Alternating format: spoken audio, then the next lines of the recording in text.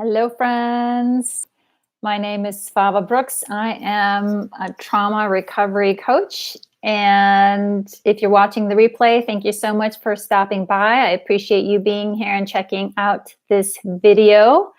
If you're here live, please say hello. Please let me know that you're here so I can welcome you. I enjoy being here online Tuesdays and Thursdays, 4 p.m. Pacific Standard Time, where I am walking fellow survivors through my book, one day, one page at a time, but you can join the conversation anytime. If you are in recovery after trauma or abuse, please feel free to join us. And also, if you have any questions about trauma recovery, please feel free to post and share your thoughts and comments. If you'd like to learn more about my work, you can visit my website, svavabrooks.com, where I offer empowerment, coaching, support to survivors, and I also love to facilitate support groups. So please come visit, come see me, or send me a note. Let me know how I can support you. But like I said, if you're here right now, hello, hello, hello. Hey, friends. How are you? Hey, Wanda. Hey, Sue. Hey, friends. Hey, Microscope. So what's new and good? What's new and good, my friends? Let's start there. I am feeling sunshiny today. Portland. I'm coming to you from Portland, Oregon. And today the clouds lifted for a while, actually. So when the sun shines, makes me happy, makes us all happy. But we hear there's snow in our future. So we are all, some of us are keeping our fingers crossed because we want the snow, and other ones are like, don't want the snow. So I have a question here on Periscope, and just to let you guys know, hey, Rob, I have YouTube going live with the chat and also Periscope. So I'm going to do my best to keep an eye on both and answer your questions. I am so sorry. The one man I looked up to, my dad. I'm so sorry, my friend. That is hard. I am so sorry to hear that. It is hard. It is hard, right? When our parents leave us. But I don't know how old you are, but part of growing up, now that we are adults, the most important part that we can do for ourselves, and I know, trust me, been there, done that, kicking and screaming, hey, Lana, hey, friend, was to learn to become the parent and the protector that we needed ourselves. And sometimes our parents can not be there for us. This is not helping. I'm very sorry. But I also was going to suggest, hey, Lana, that perhaps we can find some other people to surround ourselves with support. If we don't have a connection or can't rely on, for whatever reason, our biological family. And actually in this community, so many of us have had to take a break from our family that we grew up with. Yes, I'm so sorry. You're not alone, my friend. I have led an isolated and antisocial life. I hear you. I hear you. I hear you. I hear you. I am so sorry. I am very sorry. I'm very sorry to hear that. That was not kind of him to do. Absolutely not. You have no connections to the world. Well, my friend, I'm glad that you're here because you are not alone in this space online. So many of us have found support on the internet and have felt closer and more connected to people online than we have been able to find in our local communities. So please don't give up, my friend. Keep searching. And part of any relationship, part of building a connection with anyone is to continue to show up, right? a little bit, get to know people, share a little more of yourself, and build trusting relationships and friendships that way. Let's see here. I have friends who are friends if I'm happy, but don't want to know if I'm being upset or negative. I'm very sorry about that. Those friends we call fair weather friends. So I'm very sorry to hear that. Absolutely right. We all have to start by learning to love ourselves first. And that's challenging. That can be very challenging when we grow up with trauma or in abusive or neglective households where those things weren't modeled to us or for us. I'm sorry. Yes, I understand. I hear you, friend. I hear you. So I hope you stick around for a little bit. I'm going to be talking about self-compassion. Going to talk about that and hopefully also provide some insight to why some of those things are hard for us, why I can relate myself. I can feel the weight on my heart just thinking about those times where I felt like I was not worthy of love and that nobody would ever understand or want to have anything to do with me or to be kind or nurturing or supportive to me. But I kept going. I kept going. I kept going. And now I know why and I understand the how. And that's why I'm here, to empower you.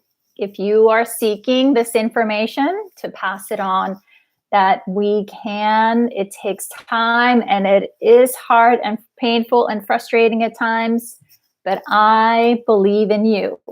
I believe in you. And some of my friends that have been hanging on out here with me for a couple of years, they know I don't give up on anybody.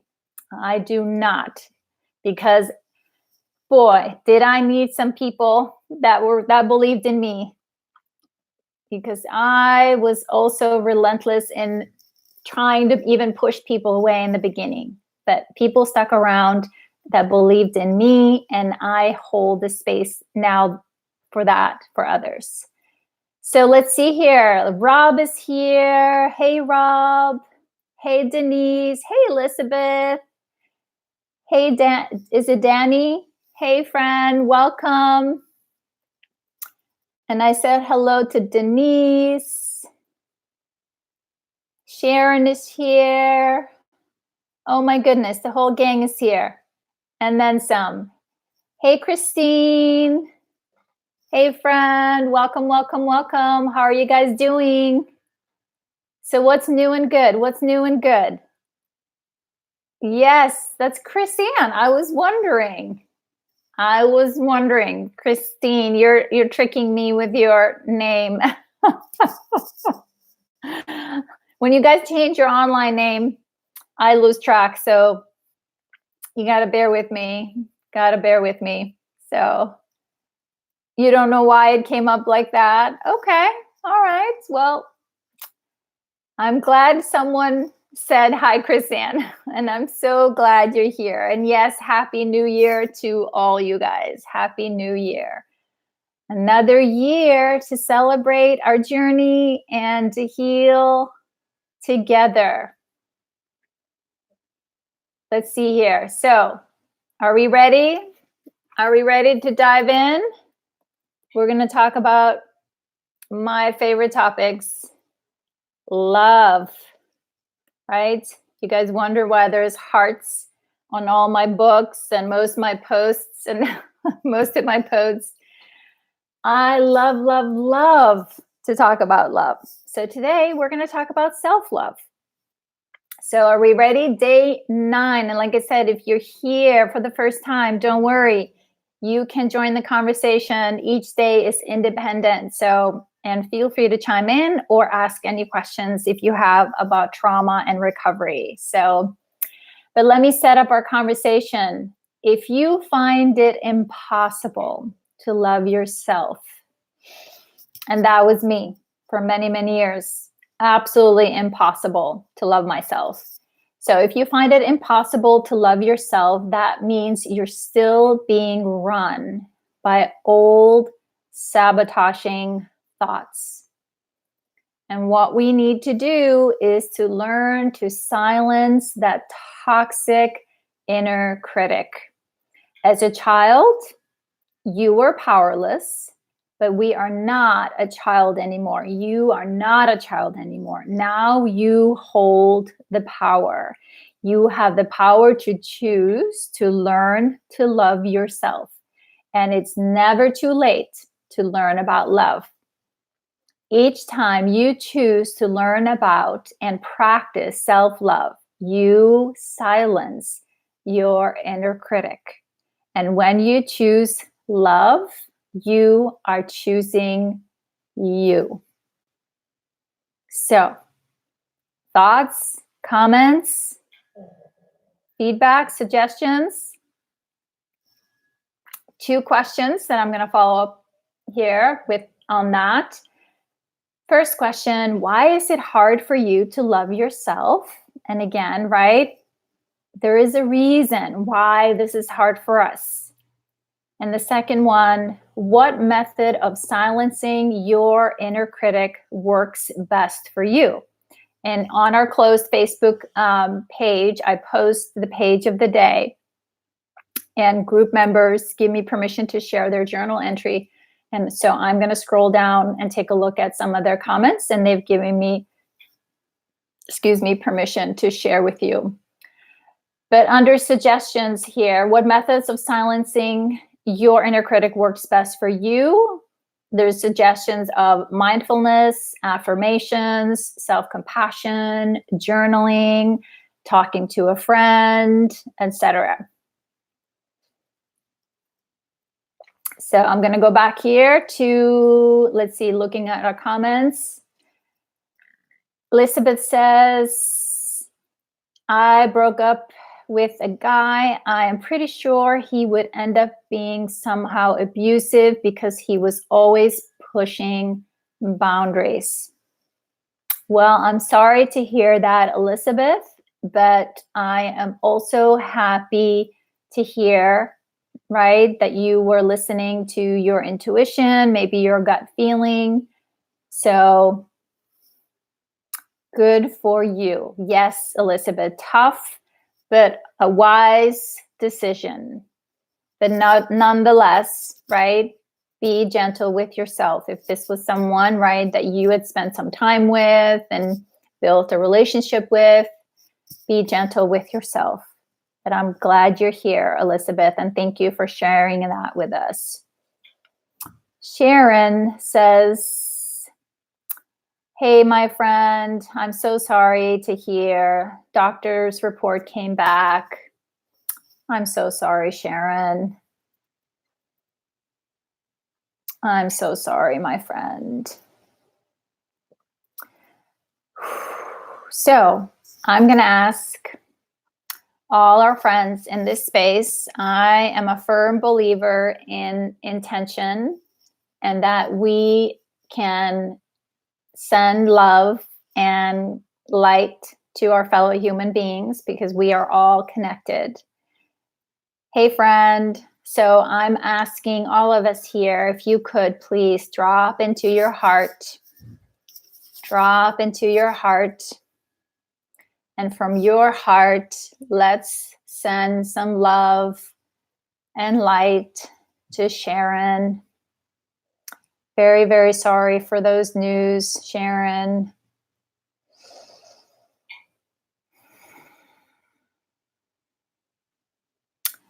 All you got to do, my sweet friend Sharon, is to sit back and receive the loving support from our community, from our hearts to yours. I am very sorry.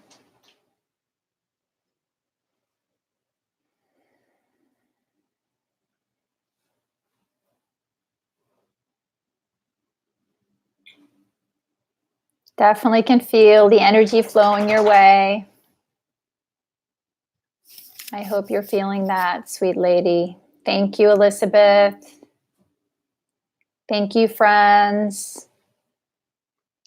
And I say this often to you guys and any of my clients and my kids, my family members. Anytime you're struggling, my friend, anytime you're struggling, all you have to do is to drop into your heart. Drop into your heart and think of me. And right there in your heart of hearts, you will feel my love. You will feel my love for you.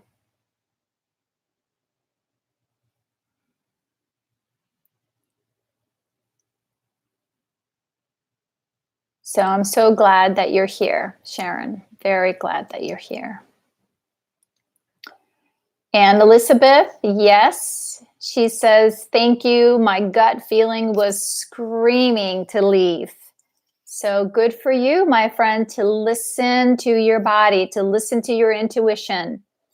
So often, especially when we grow up in dysfunctional homes or in abusive situations, we stop to listen to our guts, right? Because we couldn't. There was nowhere to go when we were children. So we stop and we don't pay attention to those signals. And so part of healing, as we learn self-compassion and we learn to listen to our hearts, we learn to listen to our bodies and reconnect to our bodies, honoring our own inner boundaries, honoring our needs and our wants, and start to speak up and set boundaries with people, then our intuition comes back online. And I rely quite a bit on my intuition, quite a bit. It's amazing. And again, because we are connected. We are connected. And so, and even for some of us who have lived kind of in a hypervigilant state most of our lives, right? Because that's just how we survived. We were in that fight, flight, or freeze state a lot. So it's almost like we develop this hyper intuitive, senses. We can sense people's, state and how they're feeling around us. We can, also develop that even further in our post-trauma growth. Now we can use it for good. Instead of in the past, we may have used it to look around corners because we needed to know we were safe. So, but as an empath, right, then we also need to be mindful of taking care of our hearts and our energy. You're welcome, Sharon. Oh, I'm sorry, Sharon, but I'm happy. I'm happy to hear you're letting yourself feel, that you're allowing your grief to come up and out.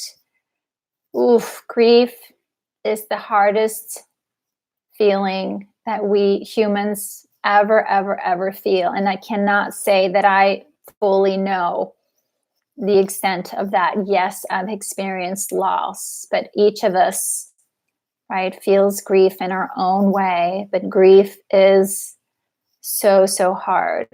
But your tears are your truth, my friend. And tears help us to relieve tension. They release the energy that was tied up in the hurt. So yes, of course. It usually does for us humans. We're so strong. We are so strong, and we hold down the fort and we just keep on going and keep on going. Most of us here, right? Most of the survivors that I know, very high functioning, right? We just keep going with a smile on our face. We just put on that mask and off we go, right? Until one day it's just like, cannot do it anymore. And it all just comes out. So I hope you're practicing really gentle self-care, my friend. We are here for you. Please use the community to reach out, even if it's just to say, hey, I'm having a rough day. Then I know a handful of people here will reach out to you and comment, and just to let you know you're not alone. We're sitting with you. We are sitting with you, my friend. So you are not alone. I'm so glad you're here. That is really hard, very hard. All right, I gotta navigate multiple screens here. So I'm gonna turn to the Facebook page and read a couple of the comments from our group members to the questions. Why is it hard for you to love yourself? And the second question, what method of silencing your inner critic works best for you? So Donna shared with us today. Thank you, Donna, for giving me permission to share your journal entry. She says, it is hard for me to love myself because, let me count the reasons why. Perhaps its nucleus lies in the deeply held and felt belief, I am worthless. So who else has that one? Who can relate to Donna? Who has carried that belief for a long time? I know you're not alone, my friend.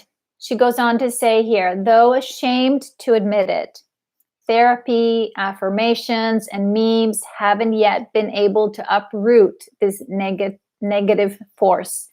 A very powerful part of my being believes that God, universe, or whatever has gathered my molecules for the sole purpose of being a filler for others in this lifetime.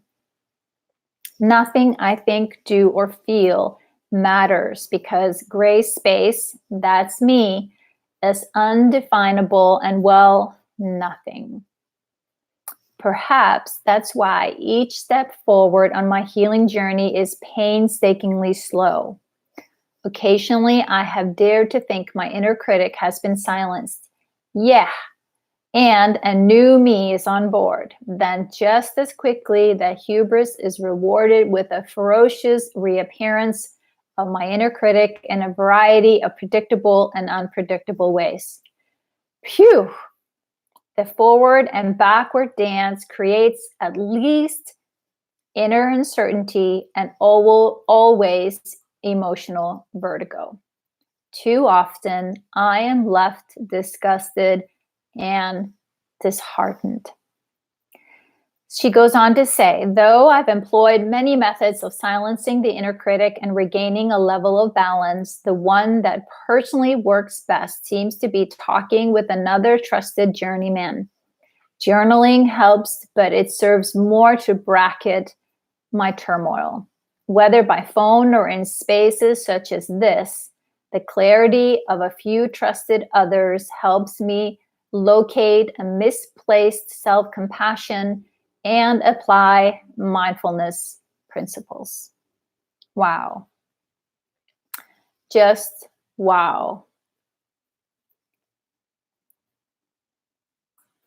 Yes, absolutely. I'm seeing hands going up here. Elizabeth, Wanda, and Sue can definitely relate, right? On the feeling of I am worthless. Definitely a feeling that, and a belief that I was challenged with for a very, very long time. Very, very long time. So I'm going to put it out there as well to you guys. Any other comments from you or thoughts about what Donna shared, meaning, right, how often this healing journey feels like, okay, I've made it 2 steps forward, I'm doing pretty good, and then 2 days later, 1 week later, we feel like we've slid back 3 more steps and we're back where we started. Big hugs here from Sue. Rob says she's awesome. Yes, she is. Yes, she is. Roller coaster at times. Roller coaster at times, for sure. For sure. Hey, Gayla. Hey, Gayla. I can't see if that's the name. I'm glad you're here. I'm so glad you found it helpful, my friend. I'm so glad. Thank you for sharing that. And I'm so glad you're here. That warms my heart. Thank you for sharing that. And Wanda goes on to say, that is what I feel currently. That is what I feel currently. Absolutely. Absolutely. And so, my friends, again, right, it's so important for us to remember, right, there's nothing wrong with us, right, how we feel. This is normal. Feeling, right, feeling worthless, like we're not enough, that we're not good enough, or that we can't ever be whatever blank enough. All of those thoughts are normal given what we've been through, right? When we did not get our needs met as children, when we were not protected or honored or, kept safe or loved and cherished or held and supported through each of the developmental stages as children, all we can do as kids, as we are desperately trying, right, to connect with our caregivers, and when our trying to connect doesn't work, the only thing we can come up with our, innocent childish brain is that there's something wrong with us. There's something wrong with us. I'm not good enough, right? Nobody sees me. Nobody hears me. And when that, right, is really fed back to us, oh my goodness, right, for years after years after years after years, of course, that's what we come to believe about ourselves. Because we see it right here every day. So how can it be different? But what also happens for us when we live out of this belief, right? We've talked about this when we talk about our mindfulness. When we take on this belief as the absolute truth, then we put on those glasses, and then that's all we see all around us. That's all we see, and that's all we expect. Elizabeth says, I saw a mother that truly loved her child, kissing and hugging her. I don't think I ever experienced that. I hear you. I hear you.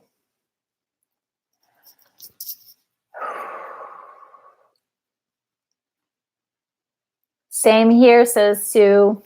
Same here. Same here. So again, when we don't know what appreciating and loving Donna looks like from the inside, from this inside out, right? Looking out of my eyes, looking out of Donna's eyes, looking out of Wanda, or Sue's, or Denise's. It's like, I don't know what it looks like to have another human lean in delight, to lean in with a big warm smile on their face, to be so excited to see me, and extending caring words, curious about your day, celebrating, your steps and your growth, while encouraging you through your challenges and reminding you that you got this. When we don't have that, we struggle with, what do we build on? So there are good news, my friends. There are good news. We can learn to become the parent and the protector that we needed. And this body that we live in, this beautiful, powerful, this body, these bodies that we have, they're like supercomputers.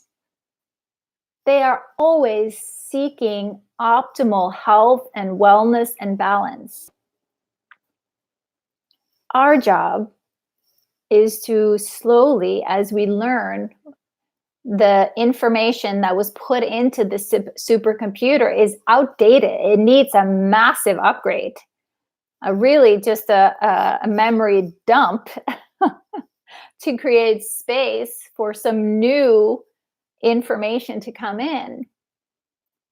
And the more we focus on, right, those steps, understanding how our nervous system works, right? The same part of your nervous system that knows how to protect you, that knows how to keep you safe, is also the very same nervous system that is hardwired to translate touch into comfort, to translate warmth into safety, to translate, sound, gentle sound, kind language into love. It's just that we have been training our nervous system, our body, so fiercely, right, for many, many decades for some of us, that we've laid the groundwork for the disapproval, the self-hate, the inner critics to work so fast, so automatic, that we sometimes feel like we don't have a say. But we can.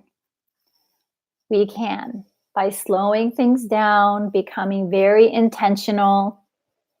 And it starts being aware of, how am I feeling? How am I feeling? And when life is hard, instead of being harder on ourselves even, is to remember, I'm having a hard moment. Practice self-compassion in the moment. And I can tell you, yes, in the beginning, it felt like I was making it up. I don't feel anything. What does this do? What do you mean? Doesn't make any sense.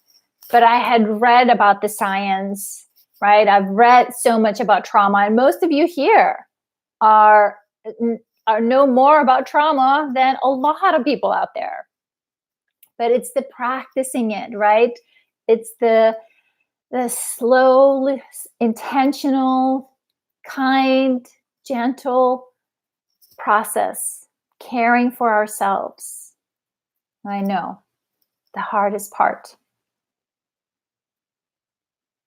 Because we keep looking outside for someone, right, to show us.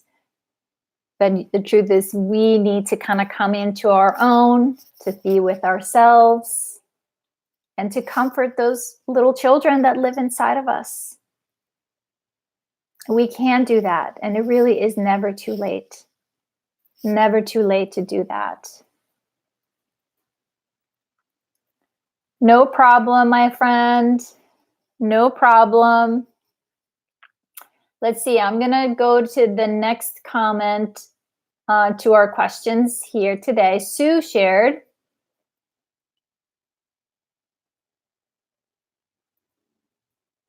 let's see.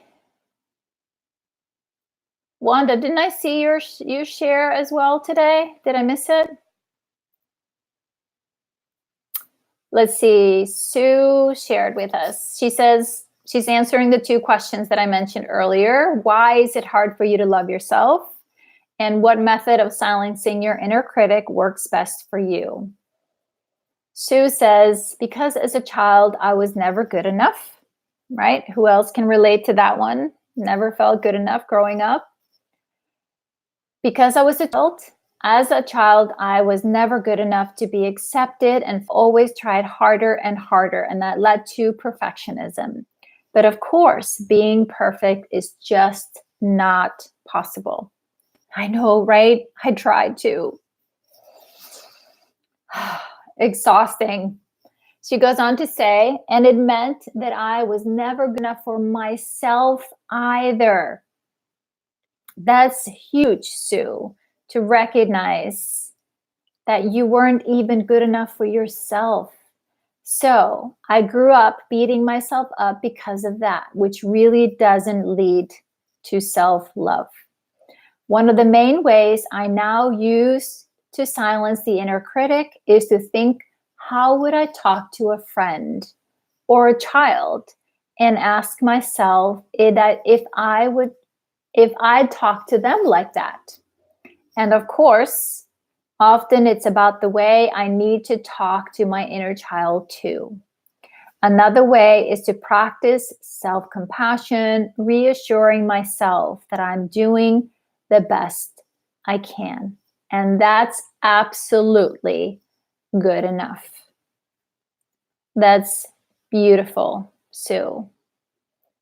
That is beautiful. Love your awareness and your strategy. Love that. Sure needs patience. Yes, absolutely, Sue. It sure does. And again, I think we are being asked, just like you shared, like how would I talk to a child? How do I talk to a friend? How can I give myself, how can I extend to myself that kindness and the patience that I would extend to others? And like we know now is that being heard is like when we feel like we are really being heard. And when we feel we're being heard, that means in front of us is someone who's probably is showing us patience, right? And when we feel heard, we feel loved. So giving ourselves the time and the love and the care that we needed, right? All those years ago. We can give that to ourselves now. And it works, my friends. It works. It may not in the beginning, and you may question it, and I'm not so sure about this, but keep going. Keep going. I hear you, friend. That's an awesome way to look at it too. Awesome way. There you go. Today, you have become a beautiful human.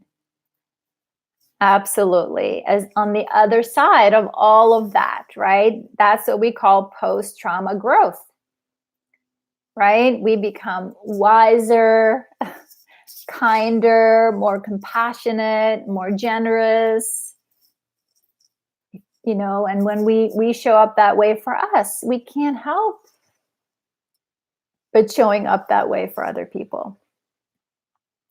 So Elizabeth shares right here, I always assumed having an inner critic is a form of self-love because I want to do better, but I can't be mean to myself in the process.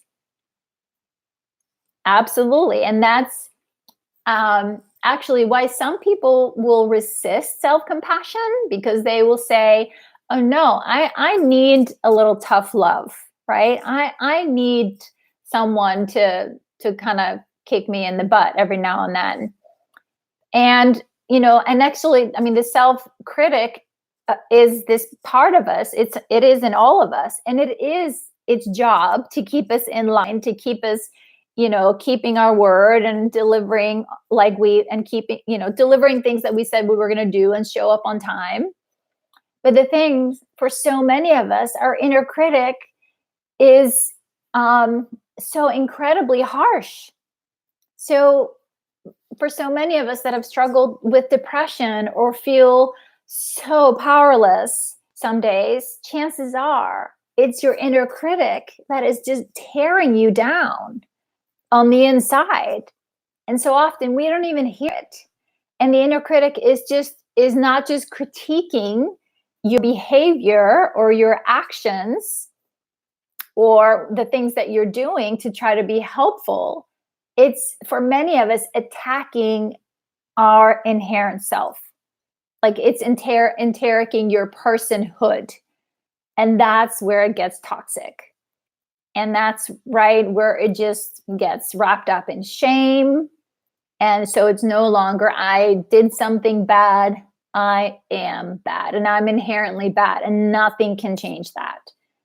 And so, exactly. And so to turn up the volume a little bit, it's like, okay, that pressure I'm feeling inside, what's going on? What's the dialogue that's happening inside? How can I like hear it or sense it so I can intervene on the inner critic? Yep, I'm glad you're here to keep me going, to keep me in line.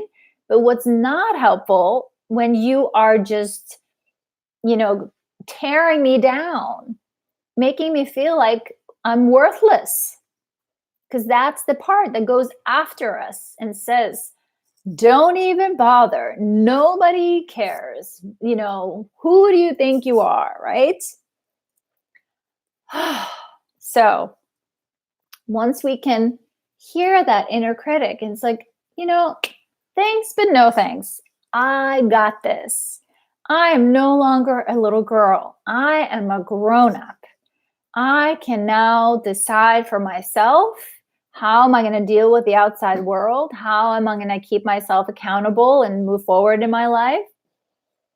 And I am also here to protect that inner child. I got that. It's my job. And yes, that's right, Sue. It's that inner critic that drives the perfectionism. It's like, well, if you only did it better, if you were only good enough, you were only perfect. And that, as we know, is an impossible cycle. Toxic cycle. So thanks, Wanda. I'm going to go back here and refresh and see if I can see your comment here. I don't know why I can't see it today. So bear with me. There it is. Hey, Tom. Hey, friend. So Wanda shared, she says, it's hard for me to love myself because of the belief that I am less than. I hear you, my friend. That's a belief I'm sure comes from growing up in an environment where outside source attributed material things to one's worth. Meditation, I have found to be the most effective method of silencing my inner critic. Thank you, Wanda. Thank you, thank you, thank you. I'm so glad that you're here, my friend. And I'm so glad that you are actively working on silencing that inner critic. And, let me just also say that we also know that the inner critic's voice also, right, comes from our thoughts and belief about ourselves. Yes, come from our family and from the people that hurt us, but there's absolutely influences from our culture, our society, all of that plays in as well. So I'm so glad that you're here, Wanda, and that you are actively working on that, because yes. And again, that's why I stepped on the soapbox here early on and mentioned for all the reasons why. All the reasons why.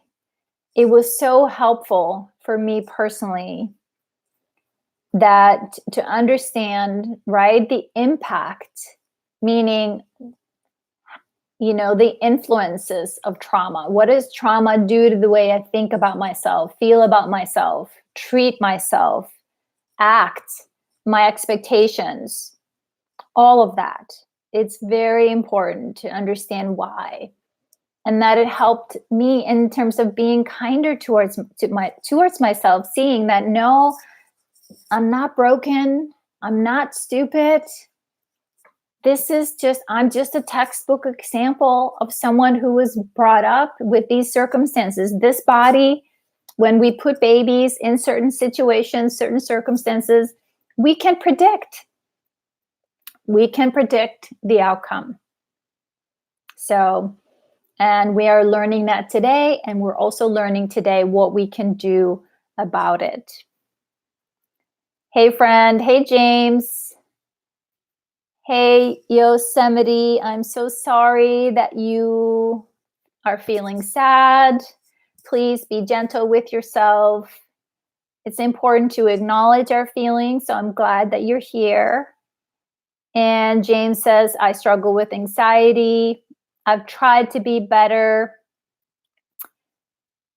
You have talked to people that are positive, but it is tough. It is tough, my friend. And that is some of those hard changes that we need to make and are trying to making. Honor your time, honor your process. Keep going, keep going, keep going, because it is one day at a time, sometimes one breath at a time. We've learned to be this way, and we can learn to be different.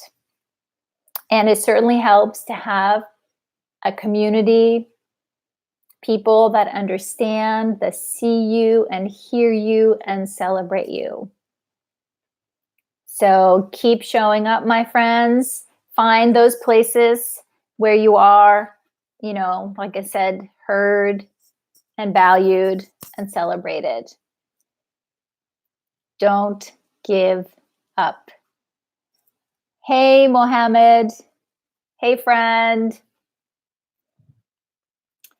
So, a couple of quotes that I want to leave you with. One is from Kristen Nuff. She is kind of the guru behind self-compassion. The quote is, "This is a moment of suffering. Suffering is a part of life. May I be kind to myself in this moment. May I give myself the compassion I need."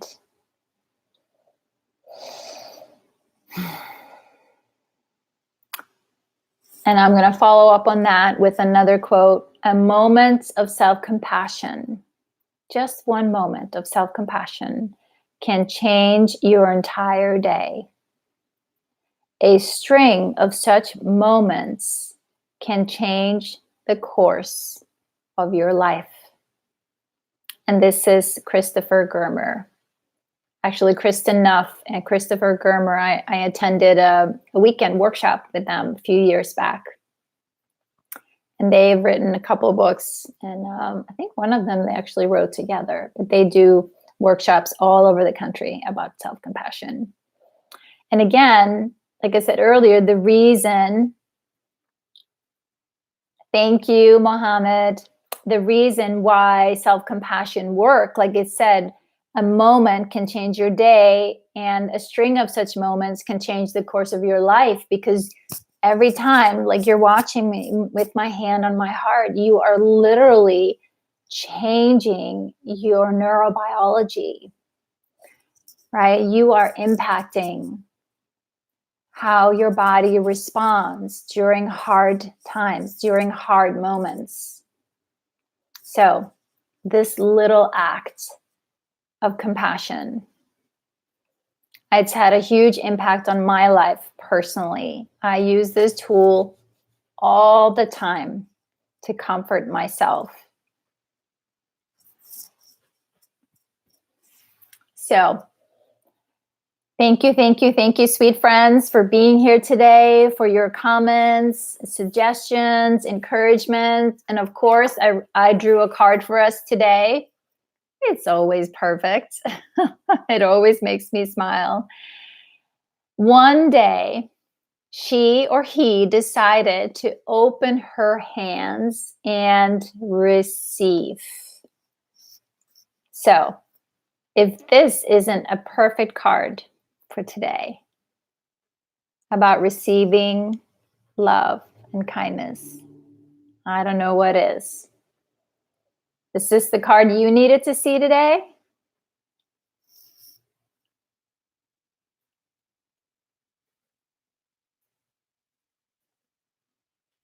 Receive love and kindness And you can start with you. Start by giving love and kindness to yourself.